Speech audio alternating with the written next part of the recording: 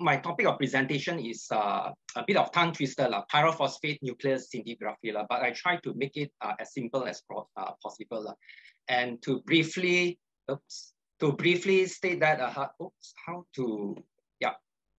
this is briefly on my outline of my presentations. So it's just a brief introduction, and it no longer brief because the introduction has been given brief multiple times. And I highlight a little bit of a PYP scan of what it is, how to scan, how to read, and the capability of a PYP scan, describe some pitfalls, and highlight some of the interesting case studies and the summary of it. I have about 50 slides to be presented in 15 minutes.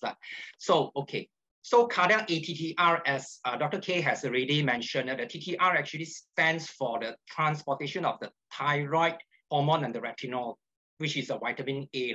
And then briefly, the cardiac amyloidosis can be divided into cardiac amyloid AL and also an ATTR. And the ATTR can be further divided into wild type, which is age-related, and also a variant or mutant. And is an autosomal dominant with variable penetrance, and therefore is actually familiar. But take note of this, even though this is AL and ATTR, they are actually progressive. And if it's left untreated, the survival may be months or maybe less than 5 years, or more than 50% of the patients. So I think the awareness is actually very important with the involvement of multidisciplinary team. Early diagnosis is actually possible. And it's actually extremely important to differentiate between these two entities because the treatment is actually different. One is to treat the systemic disorder, the other one is a more targeted therapy.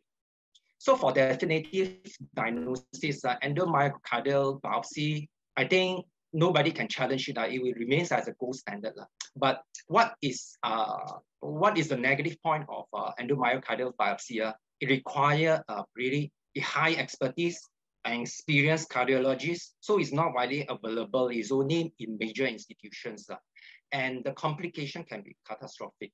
So when you mention the catastrophic complications to a patient, they usually will be they would be making a delay in the decision and hence a delay in the diagnosis. So second is a promising, simple pyrophosphate scan. Is very non-invasive. As Dr. Chai-Ping has mentioned, there's deposition of these amyloid fibrils extracellularly. Similarly, the calcium will also follow the amyloid fibrils and attract the phosphate domain of the pyrophosphate. So what is actually good about this pyrophosphate scanner is readily available. As long as you have a gamma camera, you are able to do a bone scan. There's no reason why we cannot do a pyrophosphate scan to diagnose cardiac amyloidosis. It's cheap, low cost, it's simple to image. Even the student radiographer will be able to image a bone scan. And so far, there's no complication. So how accurate is a pyrophosphate scan? In fact, it's actually not a new tracer. PYP, to be exact, in the 1970s, is used as a bone scan agent, a bone-seeking agent. And in the 1970s and 80s, there's small cohort studies and case reports with conflicting results. The reason being is conflicting results to diagnose a cardiac amyloidosis because the population selection is actually, they did not actually fish out cardiac light chain or AL cardiac amyloidosis. So close to 2 decades later, Perugini et al. In the Europe do about 1,500 patients to diagnose DPD, which is another bone-seeking agent. They have managed to actually come to a very reasonably conclusive results that is 100% sensitive and 100% specific for cardiac ATTR. And 1 decade later, Bokhari et al. From the New York Presbyterian Hospital, also using a different agent, PYP, is 97% sensitivity and 100% specificity, which is actually quite remarkable study. So how to scan? So how to scan, basically, largely in NUH, we adopt this American Society of Nuclear Cardiology guideline. I really strongly encourage the participants to actually Google about it. And if you want to start a the service in your center, I think this is actually a good starting point. So the PYP, we use about 10 to 20 millicurie, which is not different from doing a bone scan. And there are two aspects of the scans. One is the planar imaging, which is taken in three views: anterior, left anterior oblique view, and a left lateral view, targeted to look at the heart at 1 hour, followed by a Spec imaging at 1 hour. Spec is nothing but the gamma camera being rotated around 360 degrees around the patient to generate the axial, coronal, and sagittal reconstruction. And you repeat the process of planar imaging at 3 hours minus the Spec. This is basically how we, in NUH, we scan the patient. So you may ask, whether planar and Spec, why make extra effort to do a Spec? Because if you see a heart activity, that can actually indicate two things, of a couple of things. One is, of course, we want to look at the myocardial uptake, but one of the confounding factor, it may be a mediastinal blood pool activity. So bear in mind, those patients may present with, most of the patients who come for scans will be elderly patients, easily above 75 or 80 plus year old patients. They may have come with heart failure or some form of renal impairment. So retained mediastinal blood pool activity is not uncommon. So it's actually quite important to do a Spec to differentiate that. And of course, Spec, we also avoid any overlying or overlapping bone uptake, and also able to ascertain the distribution of the PYP uptake along the myocardium. And last but not least, is actually able to quantify the degree of uptake in comparison to the free blood. So how do we read it? I will try to make it as simple as possible. It's a semi-quantitative method, but in other words, it's just a visual scoring. And I promise you, it's as easy as 1, 2, 3. Yeah. So how do we read this by visual scoring? We compare the myocardial uptake, if there's any, compare that with the bone. So for example, 0 is very simple. There's no myocardial uptake. And you can see on the right panel, there's no cardiac uptake. 1, the myocardial uptake is less than the rib. 2, the myocardial uptake is same as the rib. And number 3 is myocardial uptake more than the rib. That means it's more intense to the adjacent ribs. So what is a positive scans means a score 2 and 3 are taken as positive. So this is actually the method, one of the methods to use to diagnose cardiac ATTR.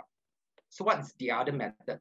The other method is called a quantitative method, which is a little bit complex, but I will try to simplify that. Is actually drawing a circular ROI just stands for range of image over region of interest over the left ventricle, represented by the SH as a heart, and a similar region of interest to the contralateral side. It's actually very easy. It's actually a cut and paste. So you create a ROI from the software, how you just cut and paste and flip it over, then you will get the heart to contralateral ratio. So what are the ratios like? So if let's say the heart to contralateral side is less than 1, it would be taken as negative. If let's say the value is between 1 to 1.5, this is called equivocal. And if it's more than 1.5, then it will be a positive scan. Yeah, so that's about it between the visual scoring and the quantitative method. So putting it all together for image interpretation, of course, we also first and foremost look at the image quality. And the first and foremost things is, since PYP is a bone-seeking agent, we look at the bone uptake, whether the bone uptake is satisfactory. And the other thing is the visual interpretation, whether it's absence of uptake, if there's a presence of uptake, whether the uptake is focal, diffuse, or focal on diffuse. And for the visual scoring, of course, semi-quantitative, we will do the visual scoring. Remember the 1, 2, 3, and the quantitative heart to contralateral ratio taken as more than 1.5 is taken as positive. And of course, we do a Spec for this to differentiate between the blood pool versus the myocardial uptake. And if at all, if let's say a CT scan is being performed, this is a challenging part because we also need to look out for any unexpected nodules. For example, in the lady, breast nodules, and any patients that we also need to fish out for any lung nodules to be followed up. Yeah. So for the conclusion, It's also actually quite simple. I will try to simplify this into 3 headings for the conclusion when we report the scan. 1 is not suggestive. 2nd is equivocal. And 3 is strongly suggestive. Maybe I will move back. So not suggestive is easy. If let's say the visual score is 0, there's no myocardial uptake, or the ratio is less than 1, this is taken as not suggestive. If let's say the visual score is 1, is actually if the uptake is less than the bone, visual score is 1, or the ratio is between 1 to 1.5, we call that equivocal. Strongly suggestive, we are happy to see this, to diagnose this. If the visual scoring is 2 to 3, 2 means the uptake is same with the bone, 3 is more than the bone, or the heart to contralateral ratio is more than 1.5.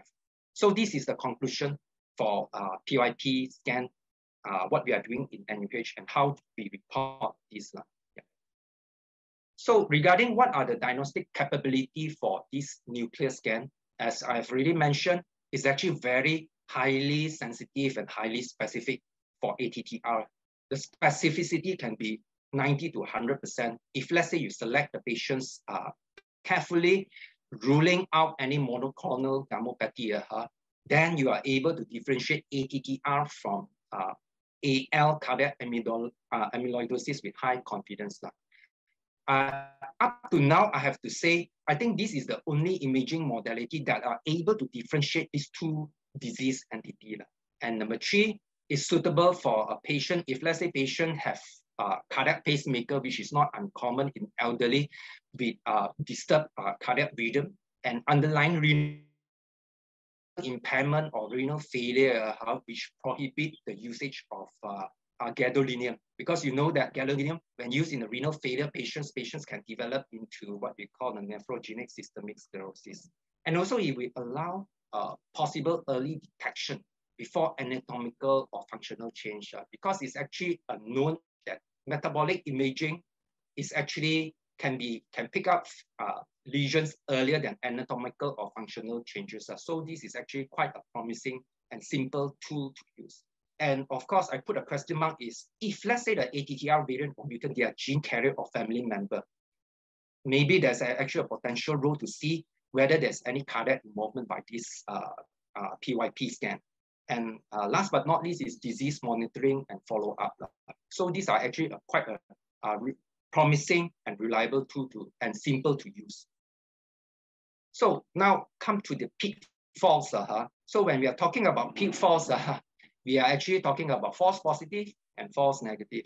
So for false positive, I briefly subdivided into cardiac, extracardiac, and drug-related. So false positive, so bear in mind, AL cardiac amyloid, 1/5 of the cases can be positive.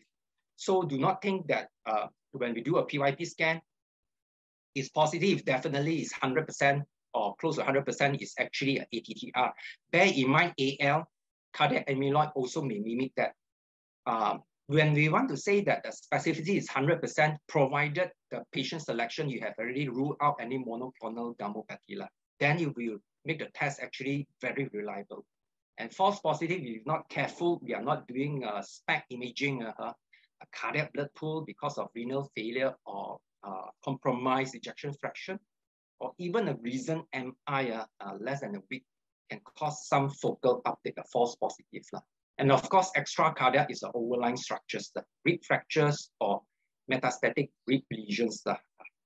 And last but not least is drug-related, which is hydroxychloroquine effect. If you remember hydroxychloroquine, last year, actually it caused some controversy about a treatment for COVID-19. So hydroxychloroquine, because it can cause some form of cardiotoxicity and prolonged QT interval.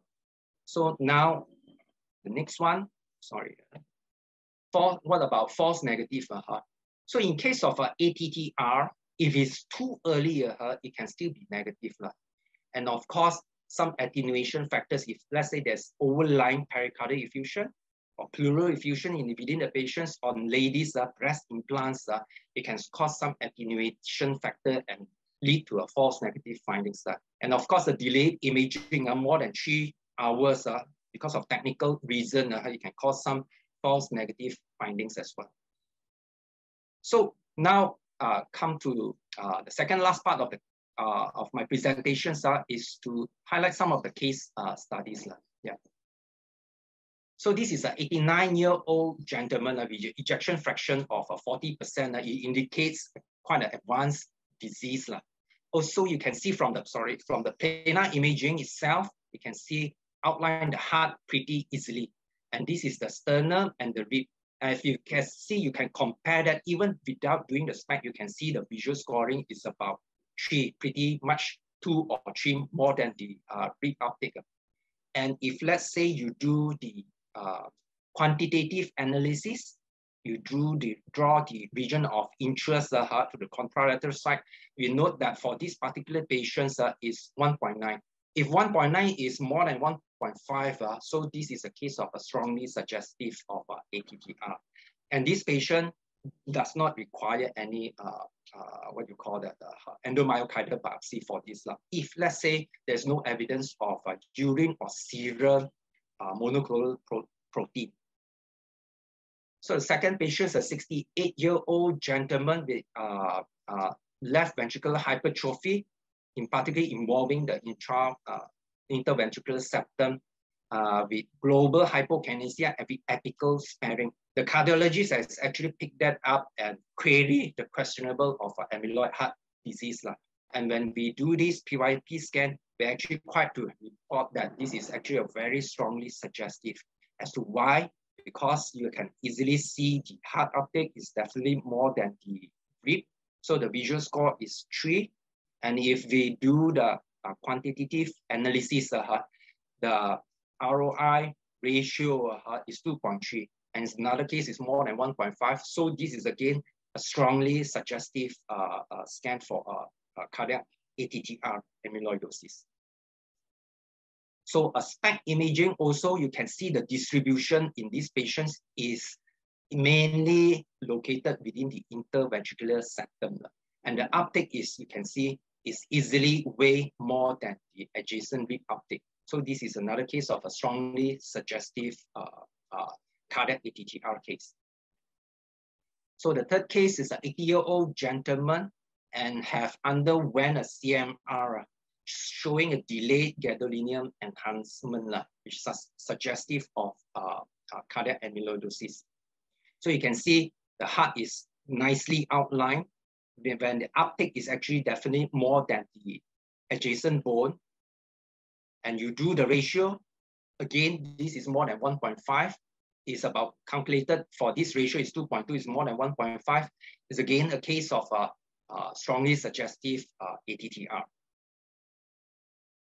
And the fourth patient, a 76-year-old gentleman with severe aortic stenosis. Vaguely, you can see the heart. Not only you can see the ventricle, you can also see the ascending aorta as well, and the aortic arch. So this ring a bell. This could be a mediastinal blood pool activity. And how do we confirm that? When we do what we call the SPEC imaging and reconstruct that with the axial reconstruction, you can see the uptake. The uptake is actually present, but the uptake is definitely less than the adjacent bone. So it gives visual scoring of 1. So when I give a visual scoring of 1 and the ratio is actually less than 1.5, is situated in between 1 to 1.5, this is a case of equivocal studies. So I think this is my last patients for today. 85-year-old lady with left ventricular hypertrophy with a small LV cavity. Myocardial perfusion scan is actually normal in 2016. So you can see a lot of foci around the lesions, within the chest itself, and vaguely you can see the outline of the heart. So this one at most, it would be equivocal or maybe a negative scans. And when we do the quantitative analysis itself, is calculated at 1.0. So this is a negative scans. And if let's say we pick up these lesions, because these lesions, we need to know exactly what caused these foci, okay? So when we correlate that with the CT itself, you can see some degenerative change in the right shoulder. The middle shows a traumatic rib fracture. And the third one, how we managed to look at the dilated left pelvic calyceal system, obstructed system. So it's actually quite useful. What I want to say is actually, if let's say we only do CT, if let's say we fish out any suspicious lesions. If not, we are actually quite happy to leave as planar and Spec imaging. So in summary, cardiac amyloidosis, you know that more than 95% are AL versus ATTR, and PYP scan is highly sensitive and specific for cardiac ATTR. And I think it's the only tool that are able to differentiate these two disease entities with high accuracy. And the semi-quantitative scoring of 2 and 3 and the quantitative method of ratio of more than 1.5 is counted as a positive diagnosis. So with that simple, widely available imaging, hopefully it can allow the early diagnosis and guide further treatments. And I have to say, last but not least, the endomyocardial biopsy is only reserved for negative or equivocal scan findings with a high index of clinical suspicion. Yeah, I think this is my last slide. And I really hope that with this, I hope the participants will get a glimpse of what is PYP scan is about, and you have some idea how to read the scan. Yeah, in that, thank you for your attention. Yeah.